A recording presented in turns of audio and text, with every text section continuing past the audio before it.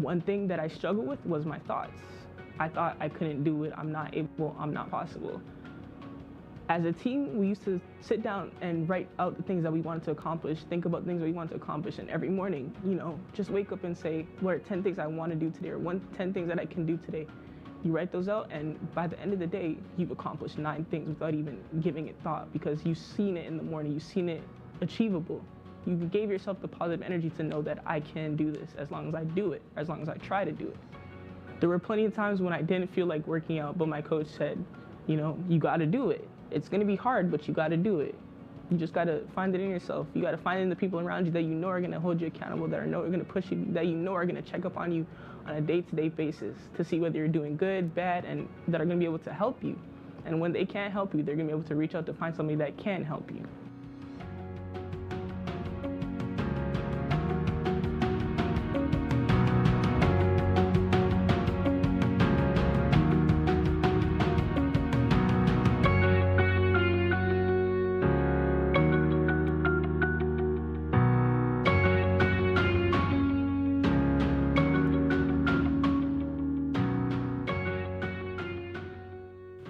The theme for Wake Up for Wellness this year, our 8th annual Wake Up for Wellness, is Step Up for Youth. And if ever there was a time for us to come together and step up for youth, this would be it.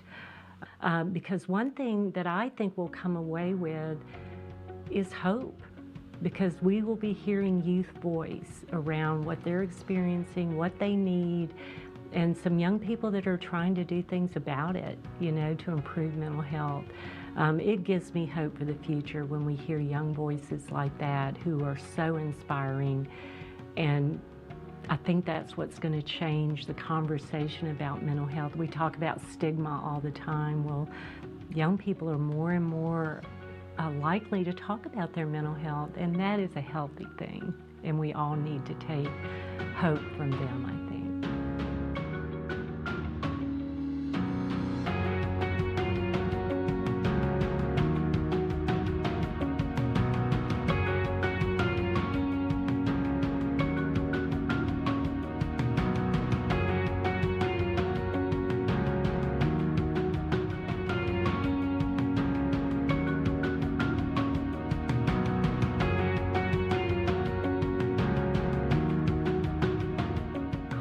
Was like a roller coaster.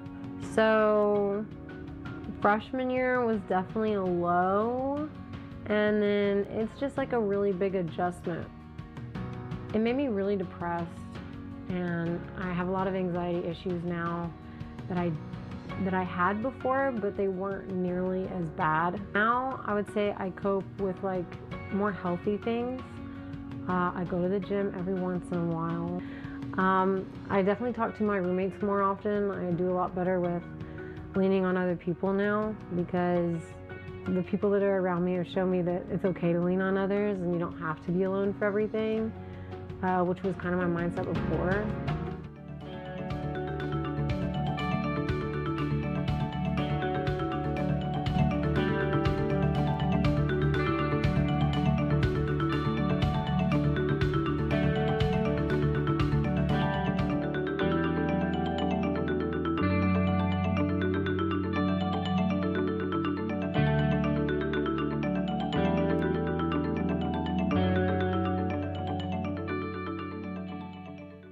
Some coping mechanisms I do to improve my health is just to get out of my room a little bit, maybe take a walk around campus, get some food that really makes me happy. Another thing I do is I go and play soccer a lot, complete my homework so I feel more accomplished, hang out with my roommates. Truly just try and get everything that gets me out of my head. Just keep going and putting yourself out there. If you're really looking for friends, you'll find friends eventually. Don't always just stick to people that just stay around, because sometimes the friends that you make in college aren't really the best of friends. So try finding people that you seem to mesh with. If they don't, just move on. You have so much time in the world to find those people that, give it time and they'll come to you.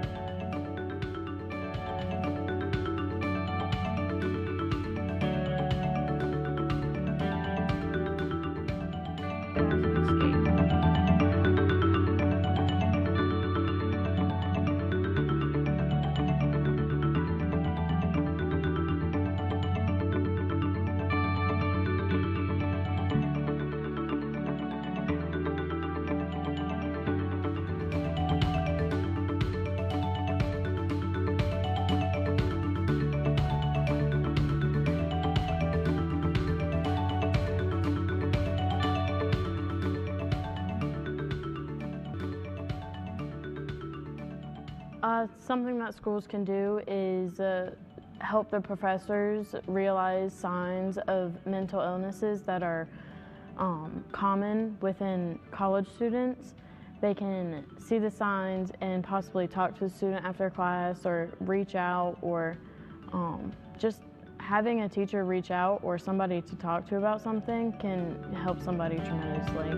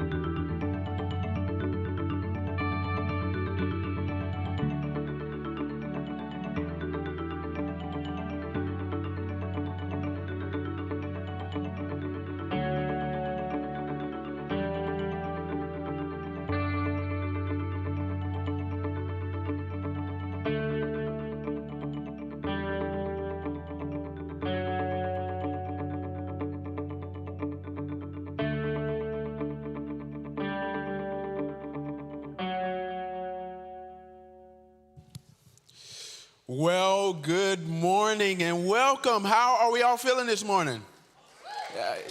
Great. I love the energy. Hey, thank you so much for being here this morning. For those who do not know me, which is everyone in this room, I am Pastor Huntley, and it is such an honor just to be here with you this morning. I'm going to start us off with some prayer, and after that, this morning we will have a short video. If you can tell, breakfast is a little late this morning. I'm sorry, because I was looking forward to it. But we are asking that you please grab a sandwich on the way out. And thank you for your patience again. Now let's please bow in our heads in prayer. Dear wise and loving one, first let me say thank you on behalf of all who are gathered here this morning. Thank you for your abundant blessings. Thank you for life itself.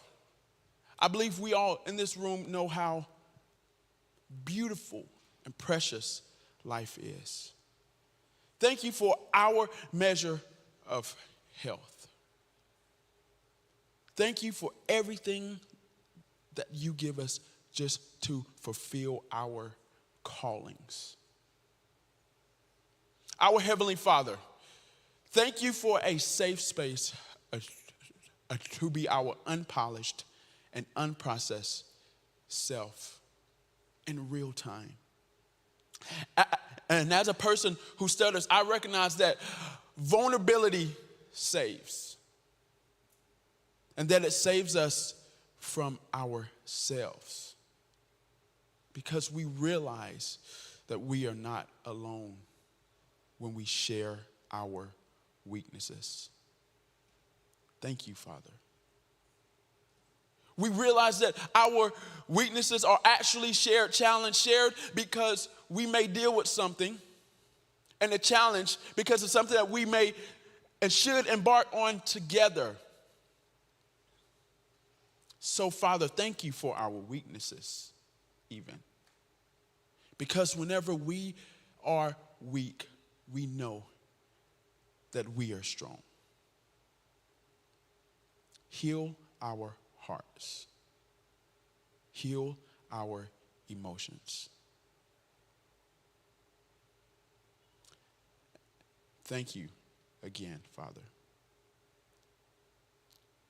Amen. Now, let's see what our Surgeon General says about what is going on in this nation and an organization. Thank you.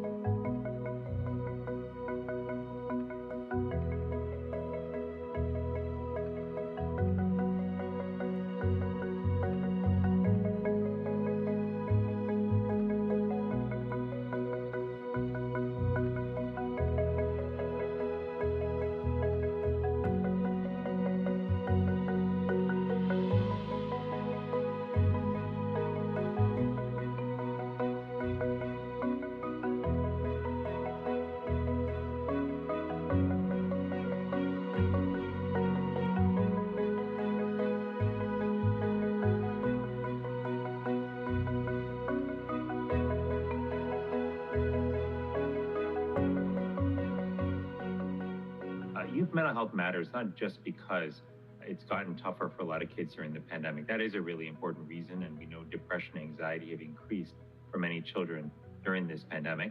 But the truth is that our kids were struggling before the pandemic as well. But at the heart of our youth mental health crisis is a pervasive stigma that tells young people they should be embarrassed if they are struggling with depression, anxiety, stress, or loneliness. It makes a human condition feel inhuman. We'd also seen a 44% increase in the percentage of high school students who were saying that they felt persistent feelings of sadness and hopelessness in the decade prior to the pandemic. Between 2007 and 2018, suicide rates among youth aged 10 to 24 increased by 57%. A total of 65,026 young people lost.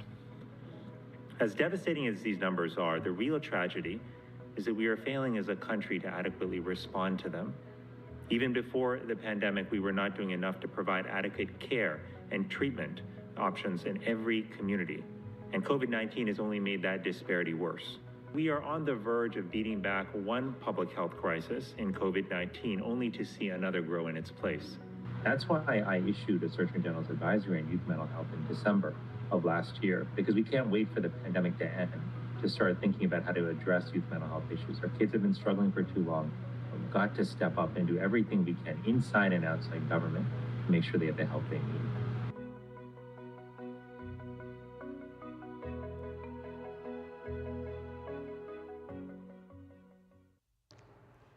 Good morning, everyone. It's my pleasure to welcome you to Mental Health America of Central Carolina's 8th annual Wake Up for Wellness event, Step Up for Youth. Whether you have joined us here live at Lake Forest Church in Huntersville or are live streaming this event, we are so grateful you tuned in bright and early today. As you just saw, in 2021, the U.S. Surgeon General issued a rare public health advisory focused on youth mental health. While the pandemic increased concerns over the struggles our young people have been facing, we have long known that our youth are experiencing high rates of anxiety and depression, and suicide rates are increasing. This is unacceptable, and that is why our focus this morning will be on youth mental health. Throughout today's event, you will hear from young people. You will hear what they and their friends are experiencing. You will hear how they cope with the world around them and the pressures they are facing. And most importantly, you'll hear a call to action from our youth. As the incoming board president for MHA, my involvement with the organization is personal. 1 in 5 of us will experience a mental health diagnosis during our lives, but all of us are impacted in some way. As a young boy growing up in Durham, North Carolina, I saw my father struggle with his own mental health challenges. While serving as an elected official on the Board of County Commissioners, he experienced significant issues with depression and alcoholism. Rather than hide from this, he took the opportunity to spread awareness. In a press conference explaining his absences from board meetings, which was carried on the local news, he said, "A lot of people suffer in silence. There is still a tremendous stigma attached to these diseases." As I was thinking about what I was going to say today, he said, "A number of people told me not to do it. They said people would not understand and that it would ruin my political career. I've never considered myself to have a political career. All I've had for me is an opportunity to serve the people in the place I care about. If anything I've said today makes it easier for one person suffering from addiction to seek treatment, then my so-called political career has been a success.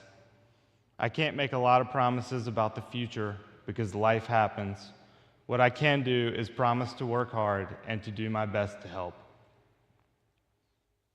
My father passed away some years ago, but I'm so proud of him for speaking out openly about mental health. I admire him for being willing to break the stigma that continues to surround mental illness, and I hope to carry on with that work. Like my father, I see young people speaking up more openly and without shame or blame about their mental health, and this gives me hope. Change can come and will come if we truly listen to what our youth have to say and take action. That's why we are here, to learn by listening to our youth, to become advocates for young people, and to support the work that MHA is doing to provide help, offer hope, and promote mental wellness in our community. I want to take a moment to thank all of our volunteers today, including the generous folks from Lake Forest Church and the amazing MHA staff who work so tirelessly on our behalf for our community. I'd also like to thank our corporate sponsors, our advocacy leaders, Atrium Health, Construction Financial Management Association, Novant Health, and Language Resource Center, our anti-stigma champions, Elliot Davis and William Blair, our corporate wellness circle, Old Vineyard Behavioral Health Services, and Finn and Finos. Finally, I would like to give our sincere appreciation to the amazing young people who have made themselves vulnerable and were open to lending their voices to today's event. Thank you.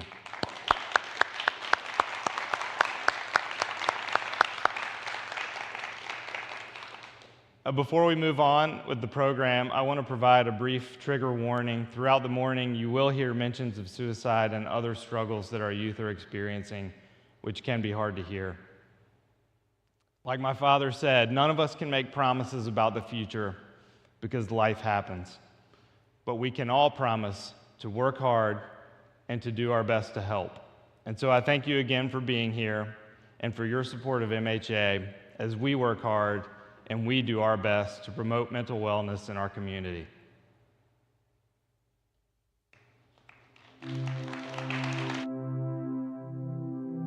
I think that mental health has really always been an issue, but especially in the past few years, it's gotten definitely a lot worse. I do think there's a mental health crisis.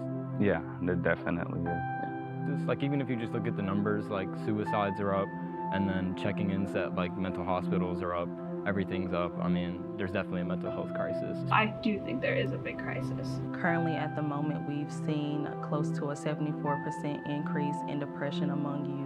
And I think the crisis has grown to be what it is because I feel in a sense that the youth aren't necessarily comfortable talking to the adults and the older people in our society because we grew up in a very different time. I think that it's not that we're dealing with a mental health crisis. I think that we've always had a mental health crisis. So I dealt with anxiety and depression before the pandemic, but during the pandemic was very, very, very hard for me. I ran into a speed bump going into college, and my mental health went down drain to the point where it was hard to really have reason to live. Mentally, I got in my head a little bit, and I ended up developing a little bit of an eating disorder. But like I was just always in my room, locked up, and like dealing with everything on my own. Well, in the past year, there's been 2 suicides at our school. I'm so sorry. One of them went to my middle school, and then one of them, he joined our acting class at the actors lab, and he was in it for a week. I got a phone call from our children that I needed to come home because Jocelyn's hurt. I started screaming to myself. I started screaming my other sister's names, and then like I didn't know what to do at that moment. I think Aaron starts to freak out as well. Angel starts calling Dad. You know, I get there to find any parent's worst nightmare, and that is your child who's passed away. I was saying, like, you know, where's Jocelyn? And then I'm like so confused. I'm like, you talking about, like, is she upstairs? I'm confused. And so then you're left feeling, you know, what happened and trying to piece it together. And then you're also trying to piece together, you know, what your children who have survived this are going through. I learned this, is that she was fighting this.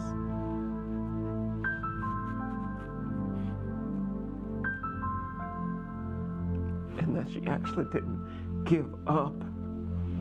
It was something that she was fighting against. She had fought it for a while. And so then I had to learn as a parent to release her to let her go and not make her life about how she died, but how she lived. And that's still a work in progress, as you can see. But out of that hopelessness actually came a lot of hope. I'm able to tell my story to other people. I would tell parents right now, lean in, ask your children questions, let them ask you questions. Allow them to be vulnerable. If they're feeling weak, allow them to feel weak. But just get in there and be with them as they do it. There's a scripture that says to mourn with those who are mourning. Rejoice with those that are rejoicing. But if I go in and I'll be sad with you and I mourn with you, right, then you know that I care about you and show them it's okay to not be okay for a while. If I could reach one person, I would just tell them that there is hope and that, they don't have to go through these challenges alone, even though it may be feeling dark, it may be feeling lonely, that, there's people out there that will definitely 100% support you. I drove to the lake, and that's like the first time I called suicide prevention for. Now, I think a lot of people are scared to say that, but yeah, I called them. I had a couple conversations with. I would love for someone to know that asking for help doesn't make you weak.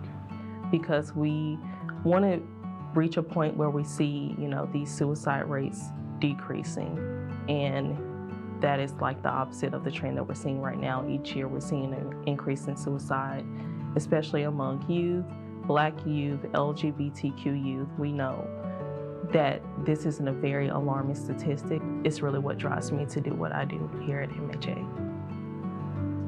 Suicide is something that a family survives. We are a church-going people, but that Sunday we weren't going to go. It just increases the pain. And so we said we're going to show up late and we'll leave early, but let's be consistent. This is who we've been. And they agreed, and so we went. And when we went, there was something that happened that was very unexpected, that I didn't know that we needed. And it was our community. Our community had shown up. Our pastor at the time looked and saw us and announced that we had come in. And this is not about sadness for me. It's really brought a lot of comfort to me. But they stopped the service. The service just stopped. And all the church just came and they huddled.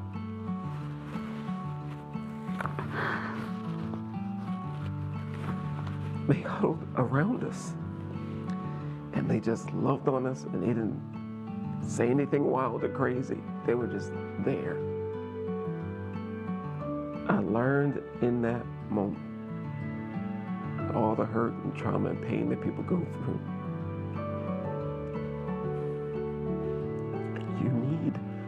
You need your community. You need your community more than you know. If I could reach someone, the one thing I would want them to know is they're not alone. Like, I just want to completely repeat that again. Like, they are not alone. There's so many people who are able to be there for you. There's never not going to be someone there. Like, you may think that there's no one around the corner, but there's most likely always going to be someone there.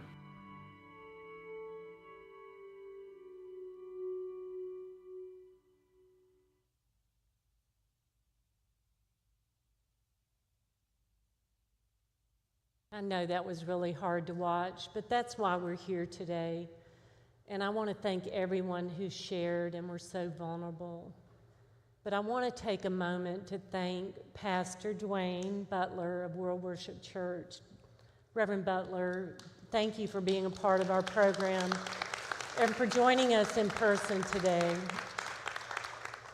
And I don't know if you would mind standing so we can recognize you for lifting up Jocelyn, her memory today. And Pastor Dwayne is joined by his mom, Vanessa. Thank you, Vanessa, for being with us. Thank you so much. Have you ever read something or seen something, or maybe you've heard something that just makes you stop and question, is this true? When I hear the statistic that the second leading cause of death among young people 10 to 24 years old is suicide, it just stops me in my tracks. I ask myself, how can this be true? When I think of those years between 10 and 24, I think about a period of time when young people should be playing, exploring, growing, a time when we're still finding out who we are, a period in our lives that should be marked by milestones such as our first day of school, a first dance, first loves, winning a big game, sleepovers with friends. Our theme for today is Step Up for Youth. But these are more than just words, it's a call to action. Our young people are struggling with significant challenges. As Surgeon General Murthy notes in his advisory titled, Protecting Youth Mental Health, the challenges today's generation of young people face is unprecedented and uniquely hard to navigate. And the effect these challenges have had on their mental health is devastating. We as adults are grappling with such issues as climate change, social unrest, systemic racism, and the uncertainty that has stemmed from the COVID-19 pandemic. Well, guess what? So are our youth. Many young people are concerned about what is happening in the world around them and are impacted by the very same things that we're all struggling with. In addition to the startling statistic I just shared about youth suicide, more than 2.5 million youth in the United States have severe depression. And more than 60% of youth with major depression don't receive any mental health treatment. Nationally, fewer than 1 in 3 young people with severe depression receive consistent mental health care. At MHA, we're working on many different fronts to address youth mental health. You've heard from our youth engagement specialist, Brianna Richmond, who is working so hard with young people, whether through our regular support groups, her work with other youth through the communities we serve, or through her passion for teaching QPR suicide prevention for young people. Our Parent Voice team, made up of caring and compassionate certified family partners, work very closely with parents and caregivers to ensure they have the support needed to navigate the many systems impacting children. MHA's education team is working diligently to keep up with the demand for QPR trainings for both youth and adults, as well as requests for mental health first aid. Last year, our team trained more than 60 staff in 11 CMS high schools as QPR instructors. And since the early months of the pandemic, MHA has been able to pay for short-term counseling for well over 200 individuals, including young people ages 8 and older. This equates to thousands of much-needed counseling hours at no charge. Through our advocacy work, we continue to push for more school-based mental health resources. In addition to these programs and services, MHA is launching into a new arena as we respond to the growing mental health crisis. We will be creating a pro bono counseling center at 3701 Latrobe Drive, providing students from Johnson C. Smith University and UNCC who are working on their MSW or other advanced counseling degrees meaningful internship opportunities. Under the supervision of a clinical director, they'll provide counseling for those in our community who cannot afford it, including young people. We're also expanding our footprint in Cabarrus County, where we've opened 2 offices at the Old Creamery in Concord. and will be onboarding a full-time Cabarrus outreach manager later this month. MHA is ready to meet the growing mental health challenges that our community will face, but we also need all of you to support our work and to support our youth. As the Surgeon General noted, it would be such a tragedy if we beat back one public health crisis only to allow another to grow in its place. When I hear Reverend Butler speak of his own loss and so poignantly describe going to church a few days after that devastating loss, I'm struck by the love and humanity of his story. What he found was a congregation of people putting their arms around him and his family. And while the crisis we are seeing among our youth and in our community is complex and scary, perhaps the solution isn't so complex. What if it is as simple as putting our collective arms around one another and sharing our love and compassion for those who are struggling, for those who may be afraid to reach out for help, for those who hide in darkness? I came across this anonymous quote, and I think it's extremely fitting for today. Respond to your children with love in their worst moments, their broken moments, their selfish moments, their frustrated moments, their inconvenient moments, because it is their most unlovable human moments that they most need to feel loved. And could we say that's true about all of us? So thank you for being here and for all of your support for the important work that we're doing at MHA. But let's take a moment now to hear more from our youth about what we as adults can do to help them during these unprecedented times. Thank you. One thing I would like people to know is that mental health is real, or the mental health crisis is real. And I think our adults need to think about our youth a little bit more, how impressionable our youth is, how they could make a better impression, how they could shape and pave the path for them. I think that's something that we want people to know.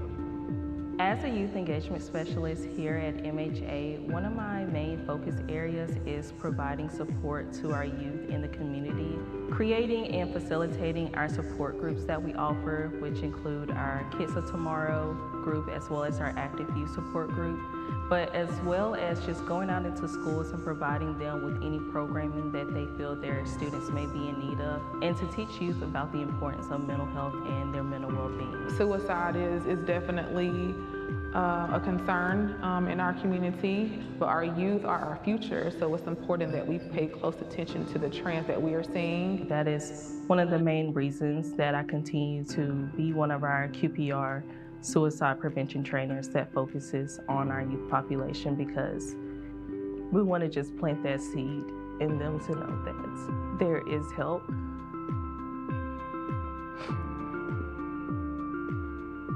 You know, whether it's them reaching out to us, someone that they trust in their life that's an adult, you know, we really want to just drive that message home. I feel like it's super important to fit this sort of training into schools and just lives because it's not something I've heard about. And I mean, we've experienced some things in the past year, and even after those instances, I feel like they still haven't reached out or done anything. Adults can support young people by asking them what it's like, what they're going through, and just opening up that conversation. What adults can do to support young people is just listening to them. Listening in general would really be helpful. It helps when adults honestly adjust the way they think about young people. Oftentimes, especially our youth, just want to know that we care, and we do that through action and innovative programming. More collaborations in the community is huge, but mattering is most important because if you show me that I matter, then that will mean the world to me and also give me the hope I need to make it another day. And one of the things that I've really tried to do as I've led Dream Team over the past 5 years is to collaborate with outside agencies, and Mental Health America has been a huge collaborator in bringing awareness about mental health to our school, and the benefits for hosting community cafes and inviting MHA in to just show support, has been huge. What we can do as a country and a community to support our youth is, I think the biggest thing is education. The best way to really help is like being educated. More education. People need to be a little bit more educated on, and I guess they shouldn't generalize it. More educational based things could really make an impact in our communities. Education destigmatizes so much. People don't necessarily associate mental health with being bad, and rather look at it as something to improve on and something that as a country we can get better on. I feel like that'll improve it, and that'll improve the whole connotation that comes with it. And then the next thing is to destigmatize. Have these conversations. Don't be afraid to talk about them. Yes, they might feel uncomfortable and vulnerable, but they're so important in the long run for everybody, not just a specific community.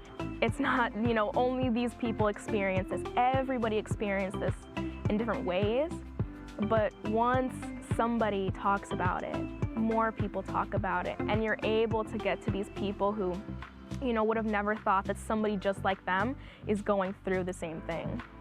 It's really facing that stigma with bravery and showing our students that it's okay to talk, it's okay to move forward, and together we'll overcome this.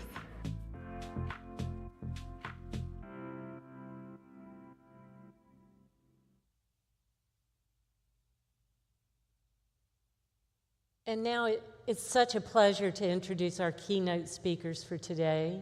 Two amazing young women who have become strong mental health advocates and are a voice for youth in our community. They were recently awarded MHA's Belle Dussault Hambacher Award, which goes to young people who have contributed to improving mental health and wellness in our community. I want you to join me in welcoming Julia McMillan and Lauren Kaufman to the stage. Thank you. Thank you so much. So when I was in high school, I was experiencing a lot of grown-up things for the first time.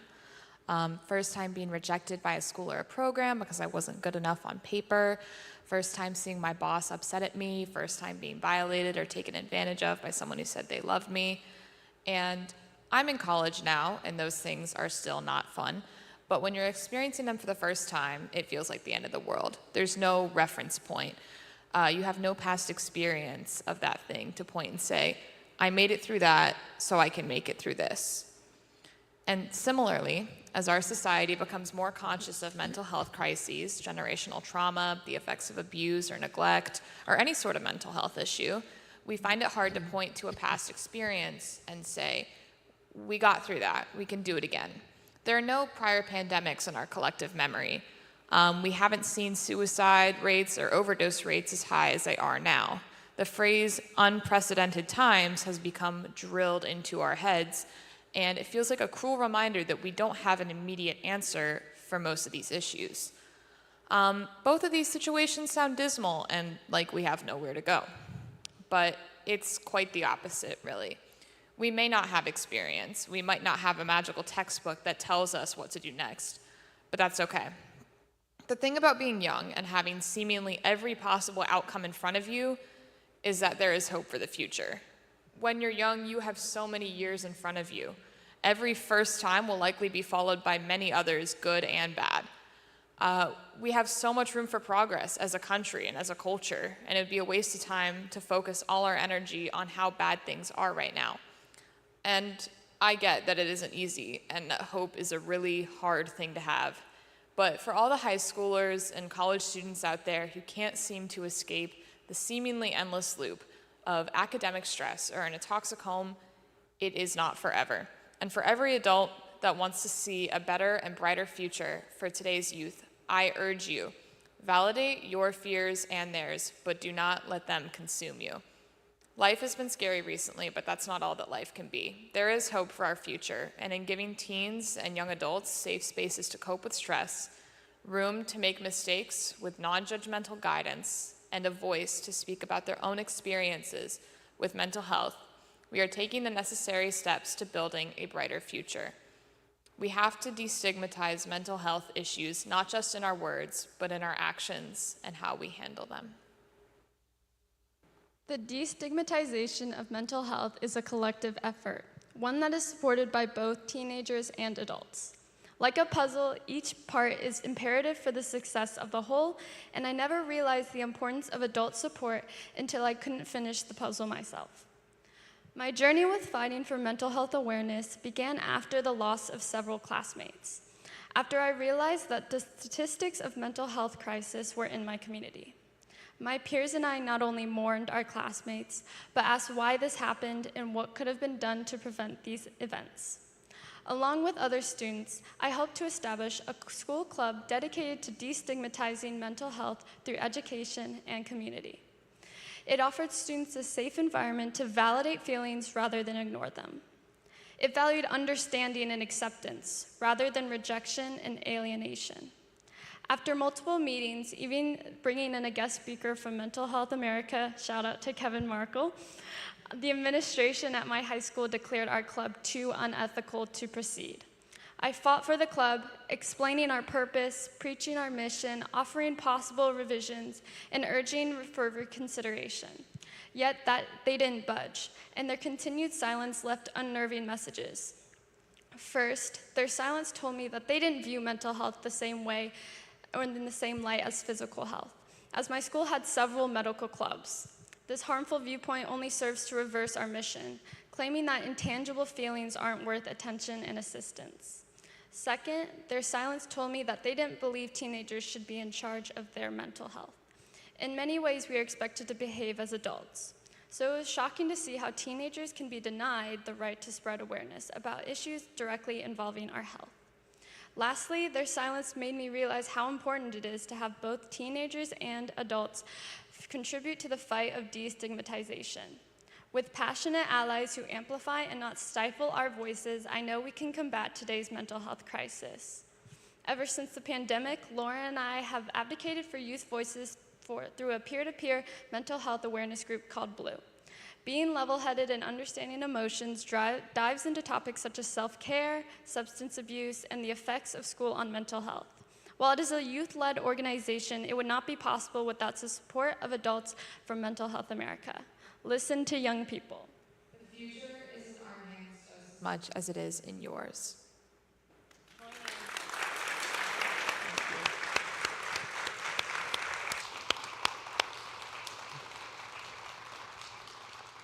I am so grateful to you, both Lauren and Julia, for keeping your voices out there and not listening when someone told you to stop.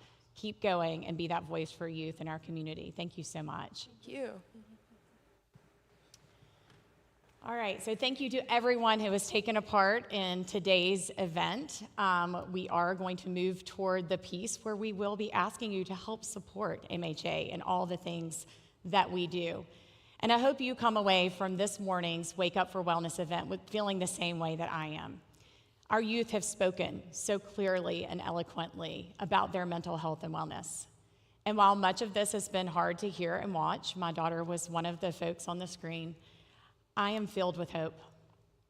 Because of stigma, many continue to avoid a discussion about mental health.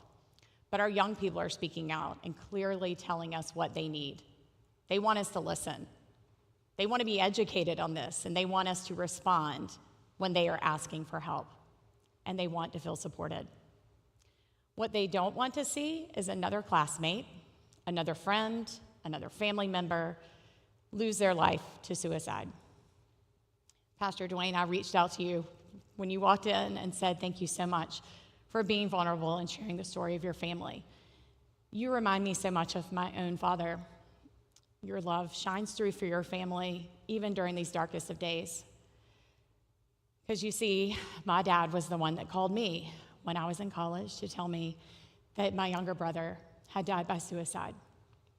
He was 19 and had recently been diagnosed with schizophrenia. My parents were working hard to get him the help that he needed, and struggling to navigate through a system and deal with a disease that they were so wholly unprepared to combat. Up until that point in my life, I was 21 years old at the time, I never knew anyone who had been diagnosed with a mental illness, much less someone who had died by suicide. It wasn't something that was discussed. And I struggled for many years about how to talk about Holden's death. I could speak about his life easily. His death was much harder. But we must talk about it. We must open up those conversations so that people can get closer to the help that they need. Because as with any illness, early intervention can save lives.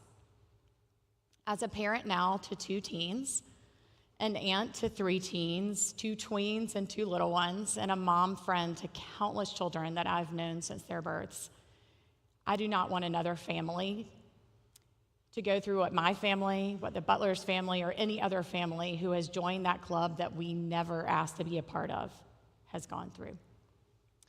In the musical Dear Evan Hansen, it starts out with a song that is sung by 2 mothers who are both mothers to teens who are dealing with some mental health concerns.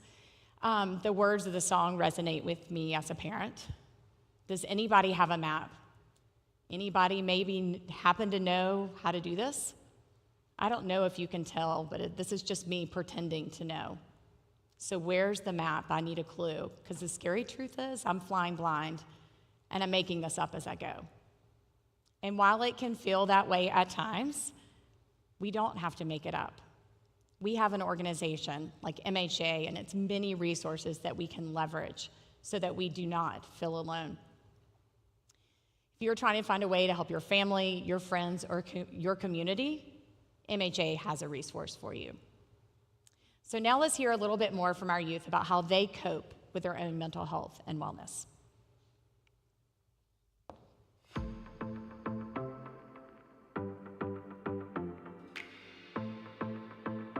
One of the things that I've tried to do since leading Dream Team here at Butler is to emphasize mental health awareness. We get to brainstorm and talk about strategies and things that we can do when we aren't feeling our healthiest. Some coping skills that I use is a lot of times I do calligraphy, especially during the school day. It helps me focus more in my academics. Escapism through books is always #1 for me. Hanging out with my friends is my way of just feeling better at any situation. I would paint a lot. I would do artwork. Like right now, I'm really comfortable right now because we're outside. So I love doing things outside. I do sports. I like to play tennis. So mental health is absolutely 100% connected to your physical health. Just like our physical health, this is one thing that I learned through one of our cafes. We have a mental health. And if you don't exercise it, when you do encounter a problem, whether it's failing a test or not getting accepted into the college of your choice, then how are you going to rebound from that? I like playing basketball. I play lacrosse. I feel like it's a good escape. I like taking my dog on a walk, and sometimes even going on a run to clear my head. The goal is to just stay out of your own mind and just out of your thoughts for as long as possible until you feel like you can take that for what it is and understand the problem without, once again, being swayed by that. I think that's probably one of the best coping mechanisms I have. When I'm stressed or worried, I like to go out and take a walk, or I'll go to my parents. I'll talk to them about whatever's bothering me. I like to eat food, so yeah, when my mom cooks, that's definitely a good way to cope. So yeah, those would be mine. My favorite food is enchiladas, and then when she makes that, it's I remember I played a tennis match, and it was a really exhausting one, and I got home and she had enchiladas already there for me, so I was that's one of the best feelings. We're all growing and learning, and when you're trying to learn about mental health and yourself, it's a learning process. So trust in your process and know the results are going to come. So set an example. So I really appreciate our school for allowing us to host events and community cafes to bring in specialists, MHA, to assist us in understanding our mental state. And one thing that I can tell you is when I was in high school and middle school too, we did not talk about feelings. And in my family, we didn't talk about feelings either. So I think through my students, through the Dream Team, I'm actually learning how to cope.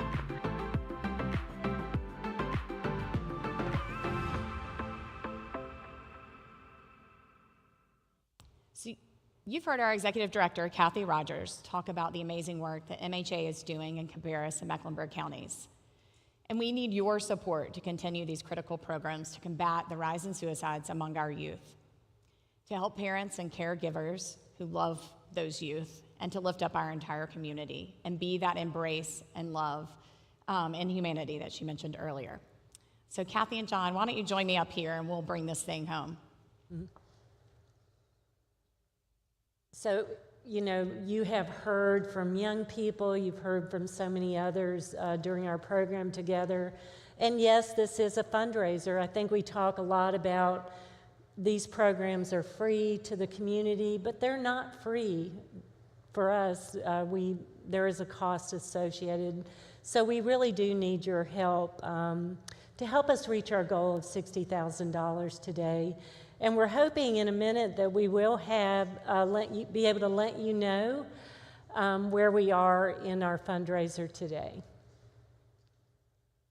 Thank you, Kathy. And if you don't want to just give today, instead you want to consider a recurring gift, we welcome those as well. So you can set it and forget it and let it, you know, just tap into your bank account quarterly or maybe perhaps yearly. You could also join my husband Clay and I as a 1933 Society member, which means that you set it up to give over the next 5-year time frame. And for our young people, speaking of young people, you can join the Circle of Hope with a minimum $100 donation, and you get a free t-shirt as well. Yep. All right, Julia and Lauren, if you want to join us back up here. Mm-hmm. Thank you again for all the work that you're doing for youth. Yes, and we do have a number. We're way off of our goal of $60,000, but I know we will get there. We have raised to date $33,290 from 204 donors, so that's wonderful.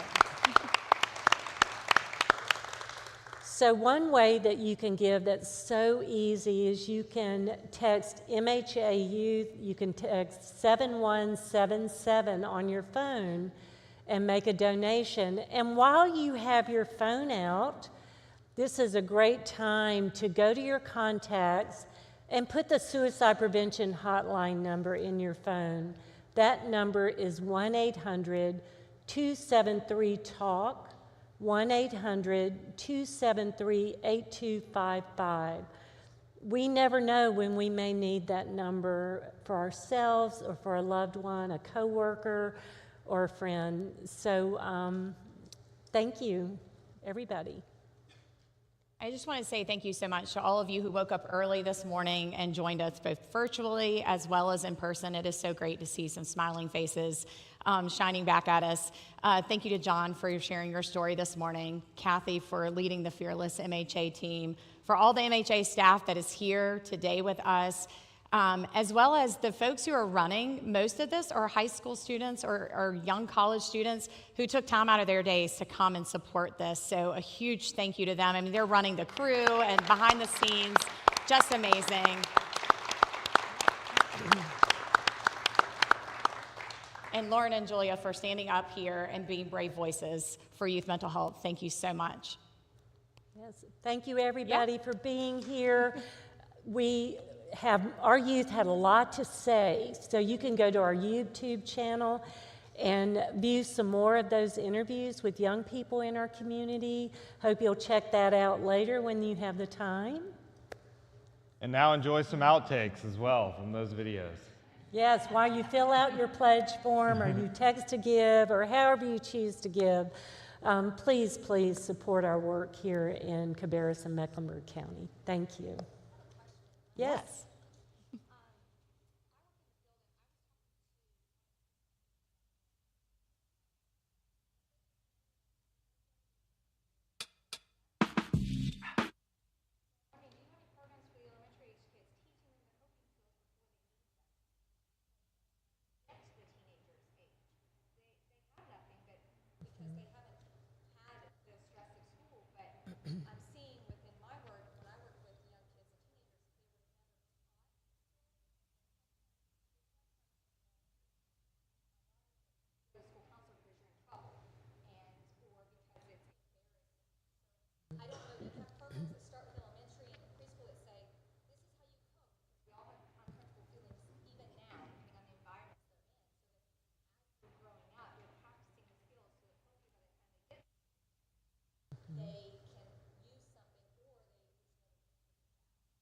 You know, that is a great question, and our education team is looking right now at additional tools that we need in our toolbox, including how do we get young people even in elementary school. We're looking at emotional CPR. Our education director, Kevin, is here, but you're exactly right. How do we introduce these coping skills at an earlier age? And our parent voice team on the other side is helping parents and caregivers with Triple P and other types of educational opportunities. So thank you for your question, and it certainly is a need. Thank you. Well, thank you everybody for being here, and let's roll those outtakes.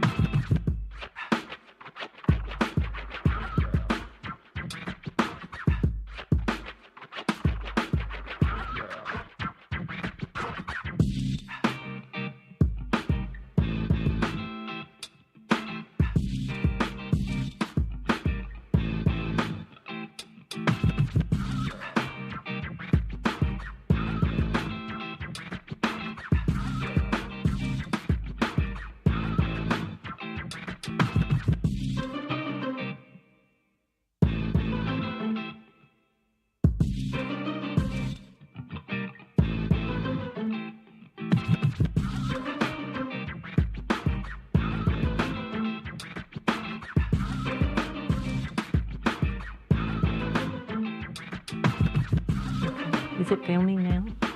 I hope so. Da da da da da. Da da. Is Brianna Rich? No. Okay, I'm already. That's not my first name. My.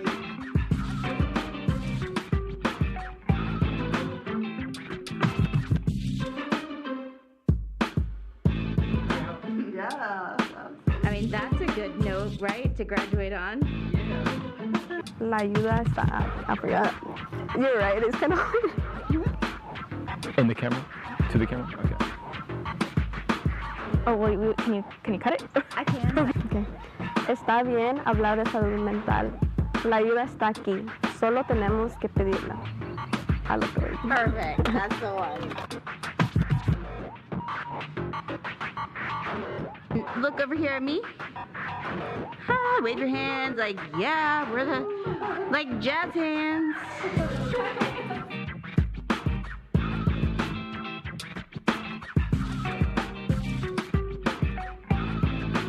Action.